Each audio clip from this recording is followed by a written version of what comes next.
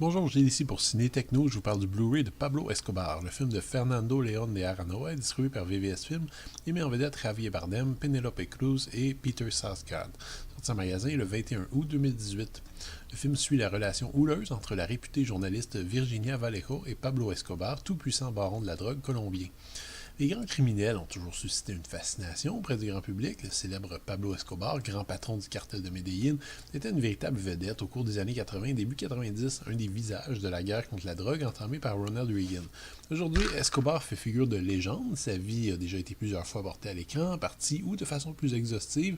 Dernièrement, il y a eu la télésérie Narcos, diffusée sur Netflix, qui propose quand même un tour d'horizon assez exhaustif de cette carrière criminelle hors du commun.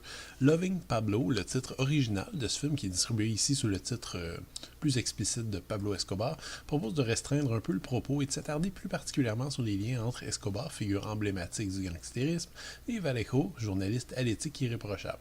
L'angle d'attaque est intéressant, ne serait-ce que pour cette opposition entre moralité et immoralité, ce dilemme qui est représenté finalement par l'histoire d'amour bien réelle entre ces deux personnages que tout semble opposer. Bref, sur papier, le projet est alléchant, d'autant plus que le casting propose nul autre que Javier Bardem et Penélope Cruz dans des rôles principaux. Pour la petite histoire, Penélope Cruz n'en est pas à sa première incursion chez les narcotrafiquants, puisqu'on l'a vu dans Blow avec Johnny Depp et Counselor avec Michael Fassbender. Elle ou son agent doivent adorer les histoires de drogue. Bref, en prenant en compte tout ça, il faut se rendre compte que le Pablo Escobar de Fernando León de Aranoa déçoit. Parce que, pas que le résultat soit particulièrement mauvais, Bardem impressionne quand même et a une présence indéniable dans le rôle titre. La mise en scène est précise, élégante, sans jamais chercher à en mettre plein la vue nécessairement. Tout est solide, mais le gros bémol vient clairement du scénario. En fait, à aucun moment, le spectateur ne sent que le réalisateur contrôle le point de vue du film. Bref, que la relation entre Escobar et Vallejo est le point central.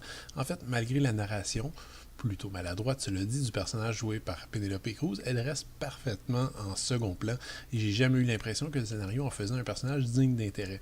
Elle semble en fait naïve, un peu bête même, et le scénario ne donne malheureusement jamais à l'actrice l'occasion de jouer quelque chose d'un peu plus digne. Même le personnage de l'épouse d'Escobar est ici plus riche et intéressant. Bref, ce qui représentait finalement la raison d'être du film tombe vite en morceaux à cause d'un scénario déficient. Le véritable Pablo Escobar demeure fascinant, la performance de Javier Bardem est excellente, ce qui permet au film de rester divertissant, mais un personnage aussi majeur et intriguant mérite mieux qu'un thriller vite oublié. Le Blu-ray est présenté en 2x40 à panoramique avec piste audio anglais au français 5.1 et sous-titres dans ces langues. Point de vue bonus, mais le disque propose un peu plus d'une demi-heure d'entrevue avec les trois acteurs principaux, donc Javier Bardem, Penélope Cruz et Peter Sarsgaard.